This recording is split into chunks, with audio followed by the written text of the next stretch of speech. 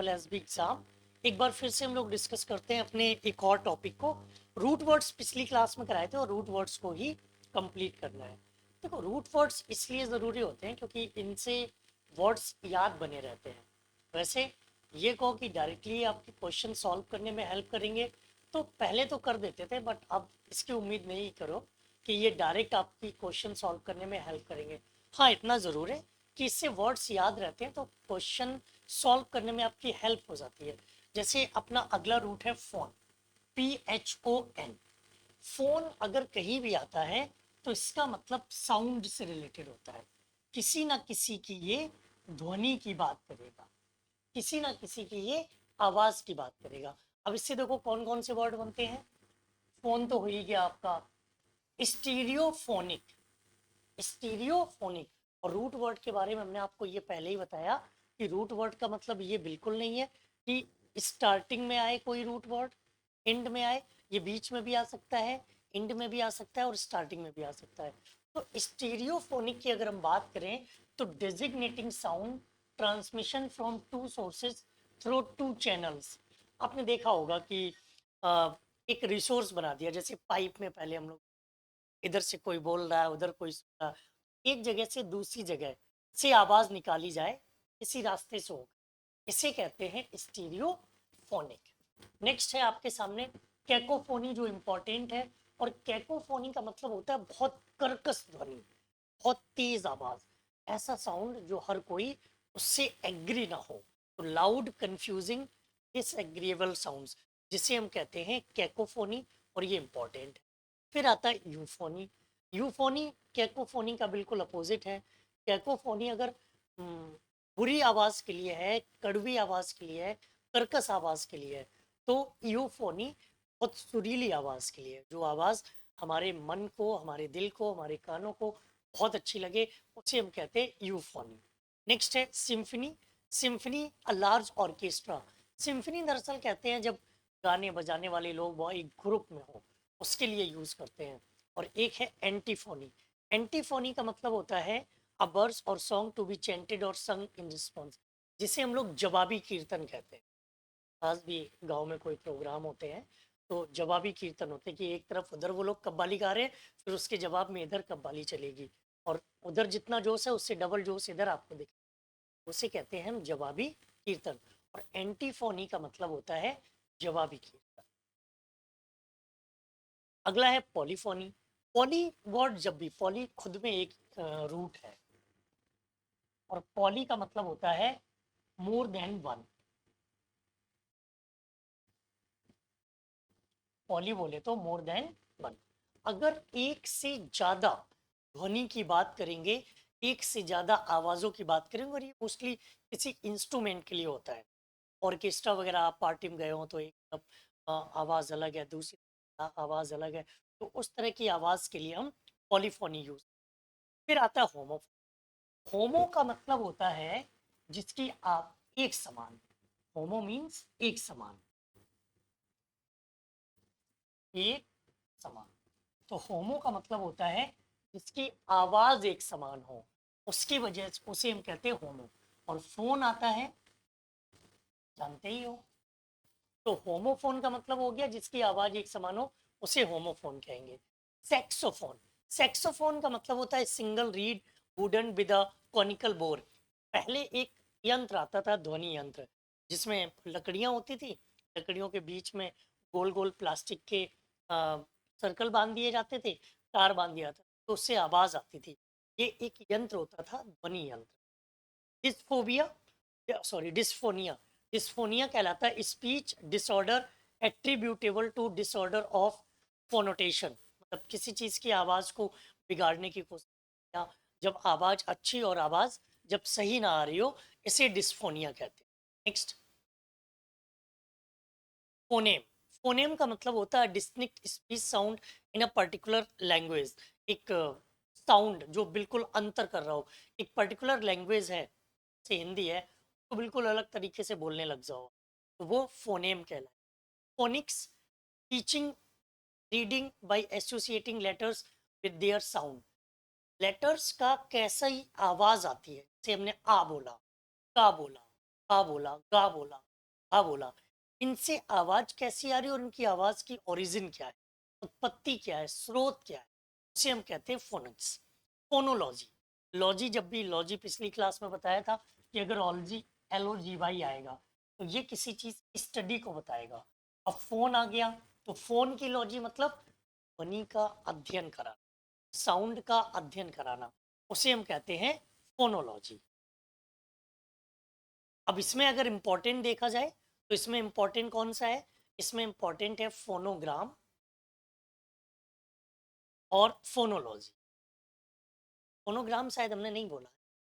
Any written symbol standing for a sound और syllable और morpheme और वर्ड, कोई सिंबल दे दिया जाए किसी चीज को और उससे उसको समझाया जाए, जैसे ब्रेल लिपि है, इसमें लोग सिंबल से समझते हैं कि इसमें क्या लिखा हुआ है, उसे हम फोनोग्राम कहेंगे।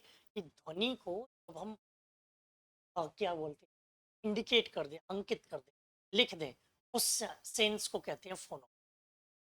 अगला अगला रूट वर्ड आपकी स्क्रीन पर है, जो बनता है सेंट और सेंस, जिसका मतलब होता है किसी चीज को महसूस कर, किसी चीज को फील करना।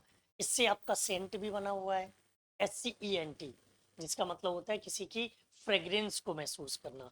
तो इसमें जो वर्ड है, इसके क्वेश्चन आंसर भी है इस PDF में, इसका PDF जरूर डाउनलोड करना क्योंकि इसके क्वेश्चन आंसर भी है PDF। सेंसिटिव, सेंसिटिव का मतलब होता है कि हमें किसी चीज का स्पर्श, किसी चीज का टच महसूस हो।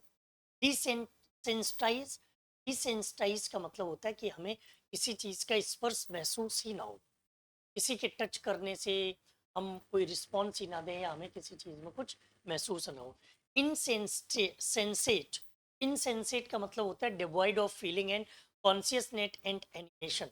इसका मतलब होता है कि किसी चीज से हमें फर्क ही नहीं पड़ रहा है, कोई चीज हमें टच कर रही है, चीज हमें फील ही नहीं हो रही है, तो इनसेंसेट उसका अपोजिट। कंसेंट, इंपॉर्टेंट वर्ड है।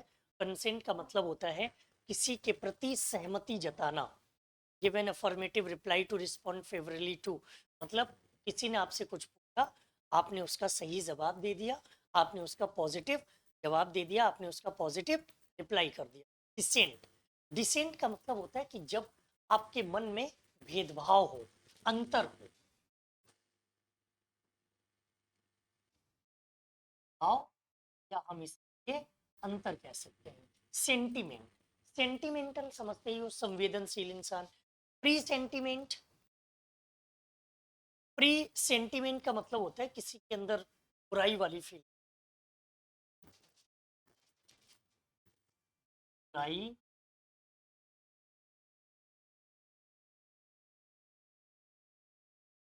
सेंसुअस, सेंसुअस की बात करें तो सेंसुअल और सेंसुअल एक ही तरह के वर्ड हैं जिनका मतलब होता है सुंदरता की तारीफ करना या कोई सुंदरता किसी फील हो जाए उस सेंस में। इसमें आपका सिर्फ एक कॉन्सेंट और एक डिसेंट, ये आपके इम्पॉर्टेंट है, क्योंकि कॉन्सेंट डिसेंट एक दूसरे के अपोजिट वर्ड भी है। वही कॉन्सेंट हो गया किसी की बात को मान लेना, किसी बात से एग्री हो जाना, और डिसेंट हो गया किसी की बात से एग्री ना होना, डिफरेंट ओपिनियंस, अलग सोच रखना। अगला वर्ड है words to live by, bio. Bio का मतलब होता है जीवन,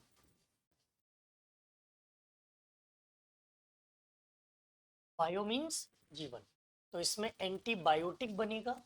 एंटीबायोटिक का मतलब होता है जब हम छोटी छोटी चीज़ों से इन्फेक्शन होने के चांसेस वाले जो कीड़े होते हैं, माइक्रो ऑर्गेनिज्म होते हैं, उनको ख़त्म कर दिया जाए, तो उसे हम एंटीबायोटिक कहते हैं। ऑटोबायोग्राफी, ऑटोबायोग्राफी का मतलब होता है अ बुक और account of your own life, अपनी जीवन की कथा लिखना, अपनी जीवन की कहानी लिखना, उसे ऑटो बायोग्राफी कहते हैं। बायोस्फीयर क्या होता है, बायोस्फीयर होता है पृथ्वी के आसपास जो ऐसी जगह जहां पर जीवन यापन, जीवन यापन करने योग्य जो है, उसे हम बायोस्फीयर कहते हैं। इसमें तीनों ही इंपॉर्टेंट, एंटीबायोटिक भी इंपॉर्टेंट है, ऑटोबायोग्राफी भी इंपॉर्टेंट है, और बायोस्फीयर भी इंपॉर्टेंट।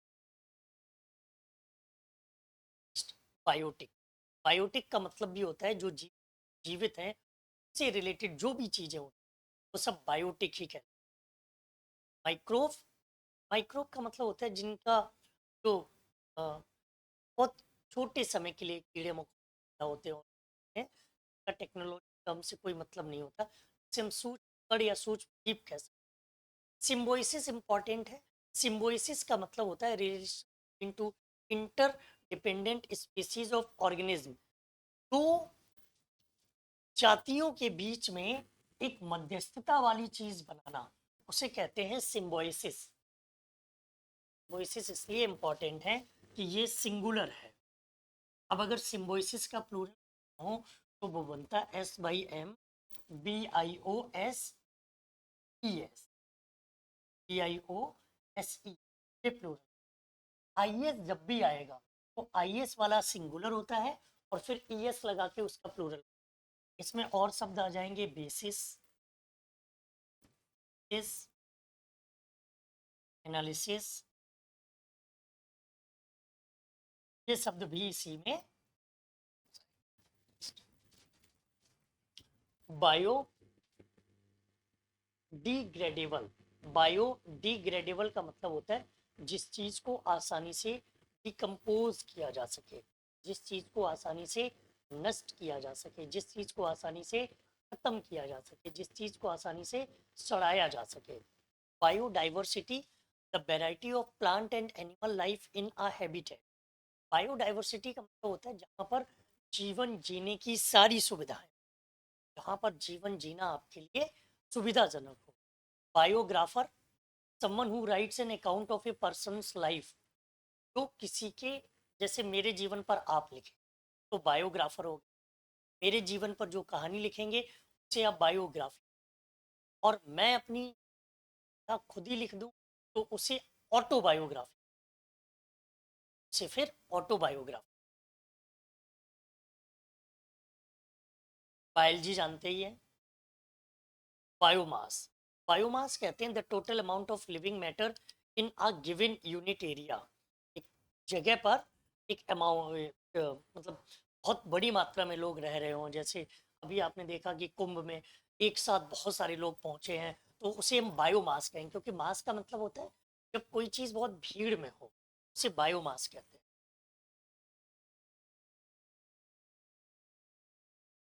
बायोम, बायोम जहाँ पर पेड़ पौधों को बहुत अच्छी जगह हो। बायो मतलब जहाँ पेड़ पौधों के उगने के लिए, पेड़ पौधों की तरक्की करने के लिए बहुत अच्छी जगह हो, उसे हम कहते हैं bio.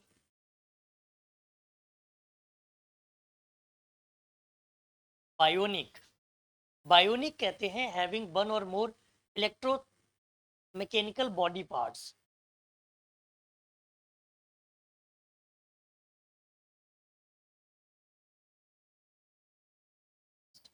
Biopsy, the removal and examination of tissues from a living body. किसी लिविंग बॉडी से किसी एक टिश्यू को या किसी बॉडी के एक पार्ट्स को हटा दिया जाता है, उसको बायोप्सी कहते हैं। बायोग्राफिकल, ये किसी इंसान के जीवन से रिलेटेड अध्ययन करना, उस पर स्टडी करना। बायोग्राफी, किसी की जीवनी लिखना। बायो हजार्ड, हजार्ड का मतलब होता है खतरा।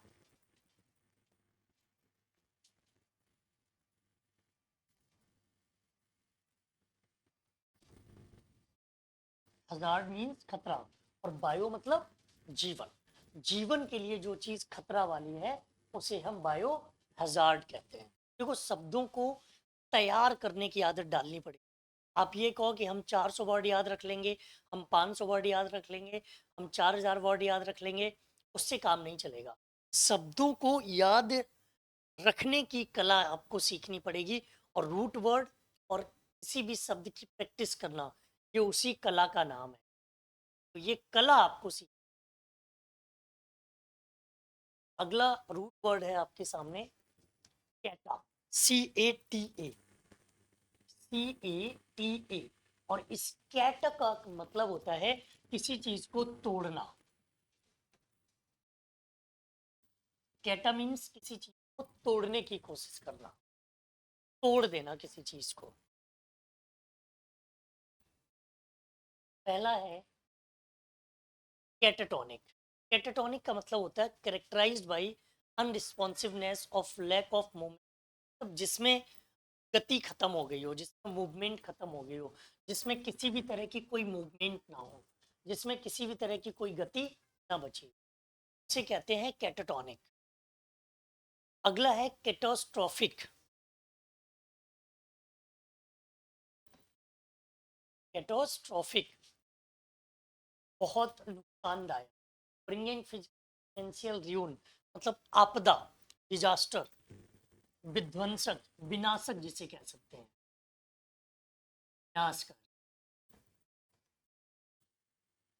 कैटास्ट्रोफिक मीन विनाशकारी। कैटास्ट्रॉफी ये भी हो गया विनाश। कैटिस्लिमिक, कैटिस्लिमिक का मतलब भी होता है विनाशकारी, सब टूटी फूटी चीजों। कैटिस्लिज्म ये भी विनाशकारी है, बट उन पार्ट्स ऑफ स्पीच चेंज है कि अगर आईसी आ गया तो ये एडजेक्टिव है,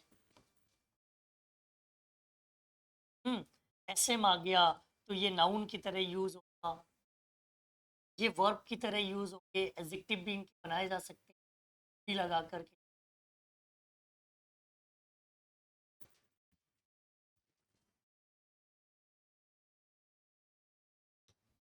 अगला वर्ड है ऑटो।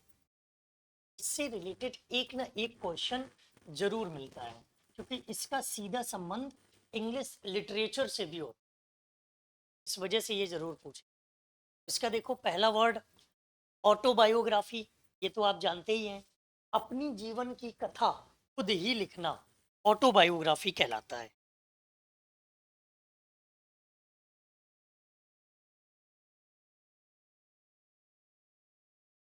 ऑटोक्रेसी खुद ही सरकार चलाना।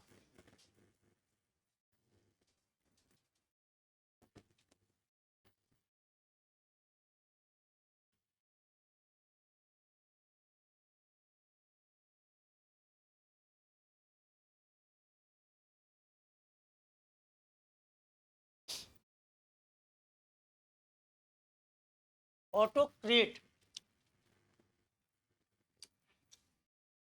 एक क्रूर तानाशाह।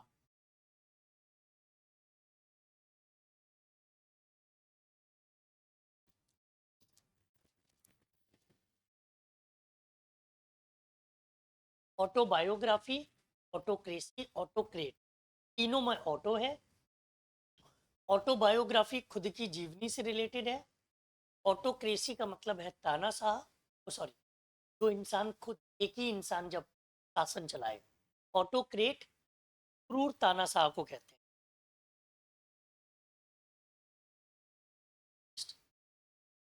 ऑटो डिडक्ट, जिसका मतलब होता है जो इंसान खुद को ही पढ़ाने लग जाए, और ये खुद को पढ़ाने का मतलब ये होता है कि अपने अंदर की जो अंतरात्मा है वो बोलना शुरू कर दे, उससे वो बात करना शुरू कर दे। ऑटोग्राफ जानते ही हैं, किसी पर्सन के सिग्नेचर को कहेंगे। ऑटो इम्यून क्या है, बॉडी खुद अपने आप को, अपनी आपकी इम्यूनिटी बढ़ाने लग जाए। नहीं नहीं नहीं नहीं, ऑटो इम्यून का मतलब है कि बॉडी अपने ही सेल्स पर, अपनी ही कोशिकाओं पर आक्रमण करने। लोग कई बार ऑटो इम्यून को गलत तरीके से समझ लेते हैं कि ऑटो इम्यून को हम मान लेते हैं कि जो शरीर को रक्षा देने लगे, नहीं, शरीर की, शरीर पर जो खुद ही आक्रमण करने से ऑटो इम्यून। अगला रूट वर्ड है, इसमें देखो इंपॉर्टेंट है ऑटोक्रेट और ऑटोक्रेसी। ऑटोक्रेसी और ऑटोक्रेट इंपॉर्टेंट है। ऑटोबायोग्राफी भी इंपॉर्टेंट है, लेकिन वो आपसे गलत नहीं हो। ऑटो डाइडेक्ट भी याद रखना कि ये लिटरेचर वगैरह में यूज हो। ऑटो इम्यून का सही मीनिंग याद रखना, कंफ्यूजन को खत्म। नेक्स्ट है अगला लव, अमोर एंड फिल। जो रूट वर्ड्स हैं वो हैं अमोर और PHIL, फिल। देखो पहला वर्ड बन रहा है एमोरस। एमोरस का मतलब होता है जो बहुत ज्यादा किसी से सॉरी जो किसी के प्रति प्यार जताता हो, जैसे माँ बच्चे के प्रति प्यार जताती तो उसे हम एमोरस कहेंगे।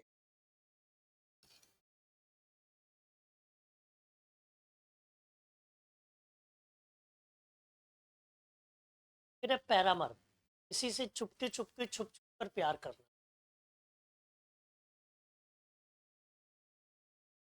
पैरामर।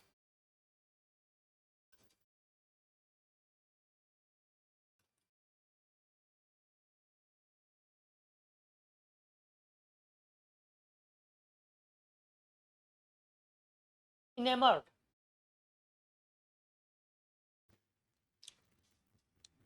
मार्क्ड बाई फुलिश और अनरीजनिंग फॉन्डनेस, फालतू का प्यार, पागलपन के लिए यूज।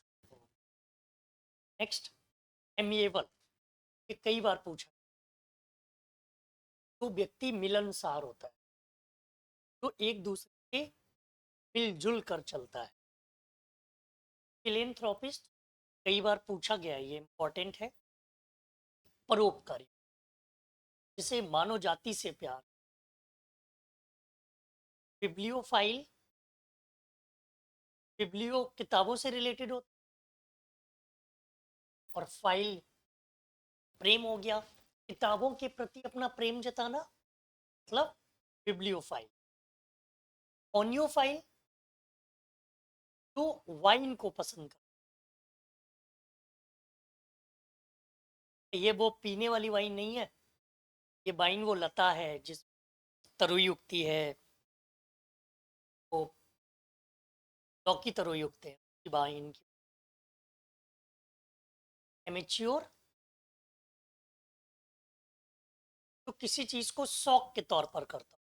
एमिटी, तो व्यक्ति मिलनसार हो, फ्रेंडशिप, कॉर्जियलिटी। एमिकेबल, तो दोस्ती निभाना जानता हो। ये सारे इंपॉर्टेंट सब। देखो एक चीज होती है लिखना, एक होता है स्क्रीनशॉट। जिसने स्क्रीनशॉट ले लिया वो दोबारा उस चीज को कभी नहीं पढ़ेगा, लिख के रख लो इस चीज को।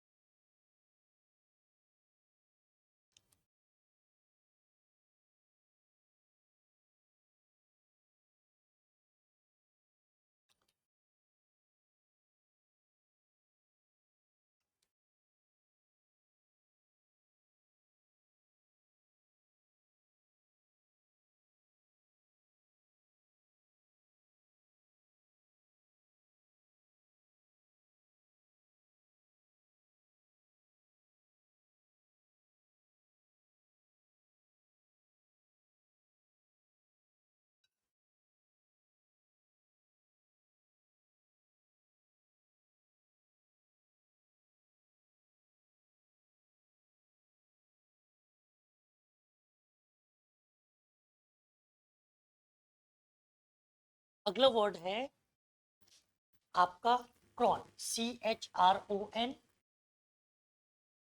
और TEMP। इन दोनों का मतलब होता है समय से।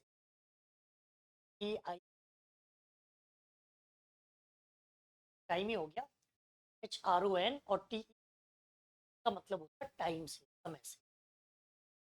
पहला वर्ड बनता है एसिंक्रोनस। ये एसिंक्रोनस, एसिंक्रोनस का मतलब होता है नॉट अकरिंग और existing at the same time. एक ही समय पर कोई चीज ना होती हो, सेम एसिंक्रोनस कहते। क्रॉनिकल, जो लगातार एक ही समय पर होती रहे, जिसे रिकॉर्ड भी किया, इसकी डिटेल डेटा भी बनाया जा सकता। क्रोनिक, लॉन्ग लास्टिंग और करेक्टराइज बाई लॉन्ग सफरिंग, जिसे हम कहते हैं बहुत जटिल कोई बीमारी। क्रोनिक डिजीज, लंबे समय कोई बीमारी चल, उसे हम क्रोनिक कहते हैं। क्रोनोग्राफ, क्रोनोग्राफ का मतलब होता है टाइमर फॉर रिकॉर्डिंग टाइम। किसी चीज को एक ही समय पर लगातार जब घटित हो और उसको रिकॉर्ड किया, मतलब समयकालीन, समय से संबंधित। क्रोनोलॉजी, ये भी होता है घटनाओं का घटित होने का क्रम,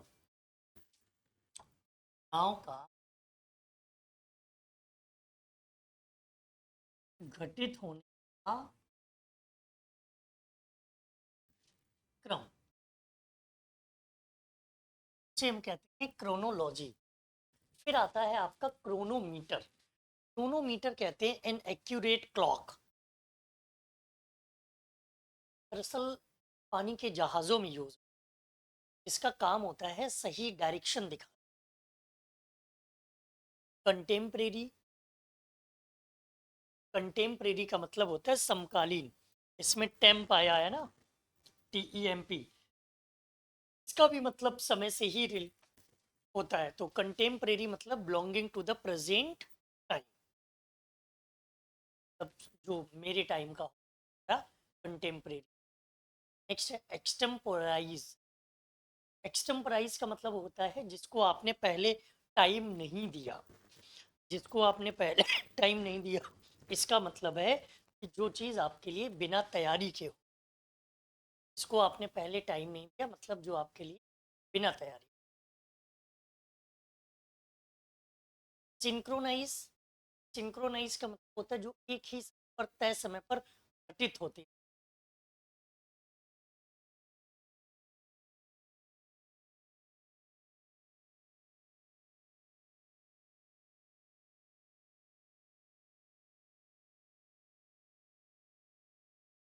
टेम्पोरल का मतलब होता है ऑफ और relating to a limited by time, सांसारिक, भौतिक। टेम्परेरी जानते ही हो। टेम्पोरल और टेम्परेरी के अंतर में फर्क है।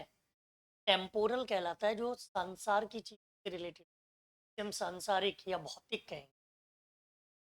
और टेम्परेरी का मतलब होता है परमानेंट ना हो। नेक्स्ट रूट वर्ड आपके सामने है ग्रीफ। और ग्रीफ का मतलब होता है दुख, संकट, परेशानी।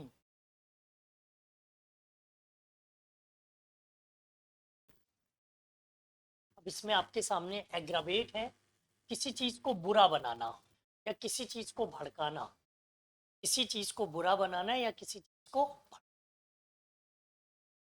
एग्रावेशन, एग्रावेशन का मतलब भी होता है किसी को उकसाना, भड़काना। एग्रीव, एग्रीव का मतलब होता है किसी को दुखी करना, किसी को पीड़ा महसूस कराना, किसी को दुख महसूस कराना। ये तीनों ही इंपॉर्टेंट, एग्रावेट भी, एग्रावेशन भी और एग्रीव भी।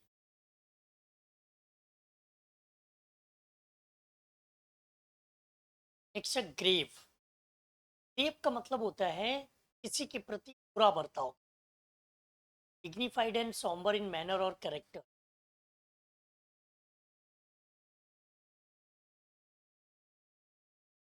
ग्रीफ जानते ही हो, कष्ट, दुख, मुसीबत, परेशानी। ग्रेवियंस, ग्रेवियंस का मतलब होता है जब आपसे कोई गलती हो गई हो और उस गलती को सुधारने का आपको मौका मिल जाए, से हम, आपसे जो गलती हुई है उस गलती का आपको मौका मिल जाए, उसे ग्रेवियंस कहते हैं। नेक्स्ट है ग्रीव। ग्रीव भी हो गया किसी के प्रति दुख महसूस करना, स्पेशली जब किसी का घाटा, किसी चीज का नुकसान हो जाए। ग्रेवियस, ग्रेवियस का मतलब होता है किसी चीज के नुकसान से पीड़ित होना, दुखी होना। कोई नुकसान हो गया हो, फिर उससे आप दुखी हैं, पीड़ित हैं, परेशान। अब प्रैक्टिस क्वेश्चंस आपके सामने आएंगे और प्रैक्टिस बनाए हुए, जैसे आपके सामने ये ऑप्शंस रखे और क्वेश्चन रखा, 100 years ago when our constitution was formed, our country was run by a new or inexperienced hands। तो जब सरकार चलाने की बात हो, नए लोगों के हाथ में सरकार हो, नए लोग सरकार चला रहे हो, ये हम कहते हैं नियोक्रेसी। नियो का मतलब होता है नया, तो मीन्स, अब मैं इनको एक्सप्लेन नहीं करूंगा, ये आपका काम रहेगा और इनकी प्रैक्टिस भी आप करेंगे। सॉफर, क्रोनोग्राफर, कंपेयर, क्यूरेटर, इन सब के आंसर भी हैं, इन सब के आंसर भी हैं। तो उनके पहले तो खुद प्रयास करना। ये पीडीएफ में आपको सेंड कर दूंगा, ठीक है? पीडीएफ में आप सब लोगों को सेंड कर दूंगा। तो इससे प्रैक्टिस आपको खुद करनी है। पिछले रूट वर्ड्स की क्लास और ये वाले रूट वर्ड्स की क्लास, इनको मिलाकर आपको प्रैक्टिस करनी है, ठीक है? चलिए, आज के लिए इतना ही। मुलाकात करेंगे फिर कल की क्लास। वो मैंने सर को बोल दिया है कि जीके को दोनों में रखें, हिंदी और इंग्लिश दोनों में रखें, बाइलिंगुअल रखें। और सर बाइलिंगुअल सर ने स्टार्ट कर दिया होगा शायद, अगर नहीं किया है तो सर बाइलिंगुअल कर देंगे, ठीक है? हाँ, ग्रेप का मतलब कब्र भी हो। हाँ, सारी क्लास की ठीक है। थैंक यू बच्चों।